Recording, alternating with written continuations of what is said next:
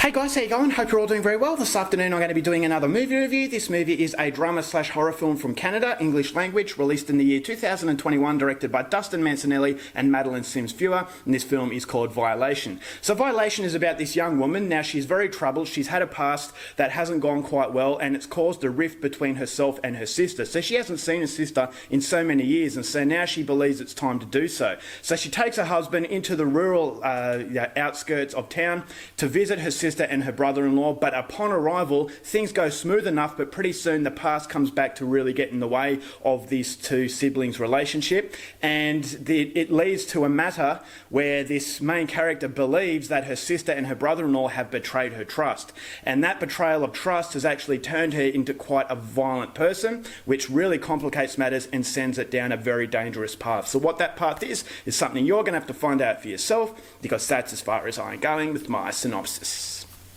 Now my thoughts on Violation. The thing that really grabbed my attention with this film was the marketing. It is said to be a very extreme film, both in violence and sexual content. Now, for a North American release, movies from this region of the world aren't known for their really daring cinema. It's mainly to do with European cinema, and so this is a film that has a British influence, and so I thought, okay, well, what does this have to produce? Is this going to be overhyped, or is it actually going to live to the reputation of being a very extreme film? So having extreme sexual content and extreme violence, I thought to myself, well, this is obviously not a PG-13 watered-down rating to appeal to the masses, and so this is my type of film. When I saw the trailer, I thought this looks very interesting. Once again, this is another Shudder release, so I wasn't risking anything by watching it, and a lot of people are divided on the opinion of this film. A lot of people liked it, a lot of people hated it, and so that is definitely the best type of film for an acquired taste. And so coming into it, I was actually quite excited, not knowing exactly what to expect, and after watching it, I will say that there are really, really interesting aspects, but the movie does fall down that pretentious path.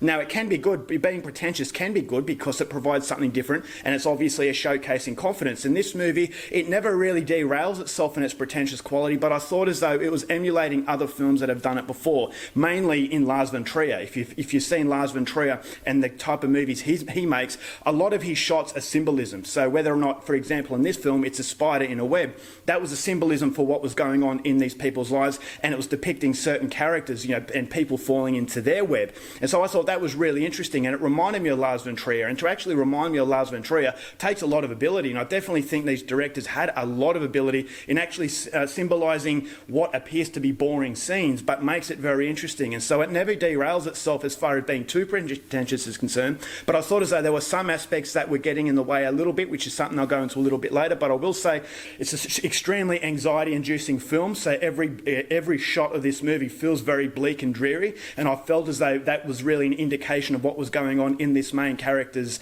mentality, and I thought it was brilliantly portrayed by Madeline Sims-Fewer. She's the director, and she actually plays the main character. And it was a very torn character, but a very likeable character at the same time. And so when she actually has this betrayal put upon her, I thought, okay, well, this is a very troubling situation, because it's a troubling situation that people can actually relate to. I'm not going to tell you what happens, I never give spoilers, but that theme that the movie depicts and the theme it's trying to discuss, I thought was very relevant, especially in today's society. So the cinematography is very bleak, the soundtrack is very bleak, it does feel very much like a Lars von Trier film, and I thought as though the dynamics within this group I thought were very, very interesting, and add to that the symbolism that the film had, I thought it was just a really interesting character study of a very torn family, and how, as I said, betrayal can really get in the way. And so the overall runtime and continuity was a little bit disjointed, but overall it didn't derail it, and so it is a film that doesn't derail itself with its negatives, but it is very competently made, and it's a suggestion that Dustin Mancinelli and Madeline Sims-Fewer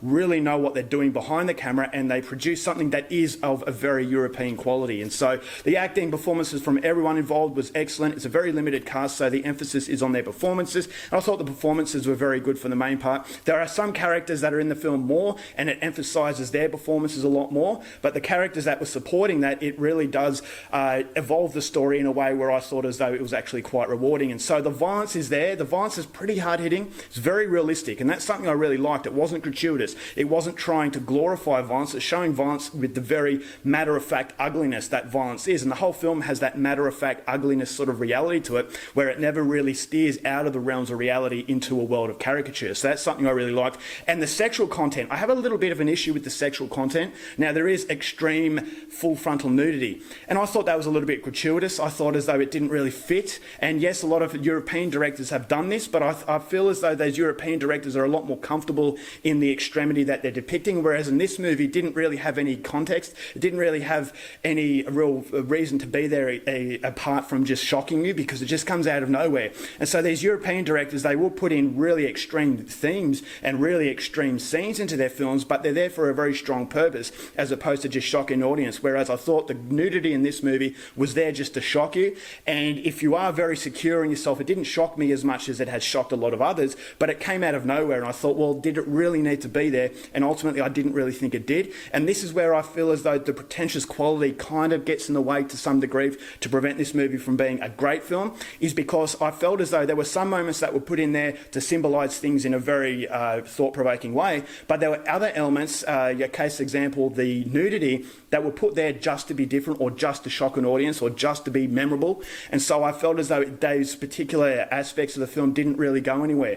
And so this is where it starts to fall into the pretentious quality. It's an artistic film, and some of the artistic qualities really work, but there are other moments where I thought kind of gets in the way a little bit, and it just doesn't know exactly how to use that extreme content to really evolve a story, whereas it's just there, what I believe, just to shock an audience. And so if it's there just to shock an audience with no real content behind it, it does become a little bit pretentious, and it just feels as though it's there just for the sake of taking you by surprise. But pushing that aside, it's a very hard film to watch. It's a very dreary movie. It's very different, very, very European, with qualities of Lars von Trier, but I just don't feel as that was handled as well as those legendary filmmakers, but it's still a very, very good effort. So overall, for Violation, if you're into extreme cinema and you want to see an extreme film from North America, Violation is one I would recommend. I'm going to give this film 3.5 stars. Alright guys, that's it for my review. Hope you enjoyed it. Till next time, keep watching movies, and I'll see you later. Bye.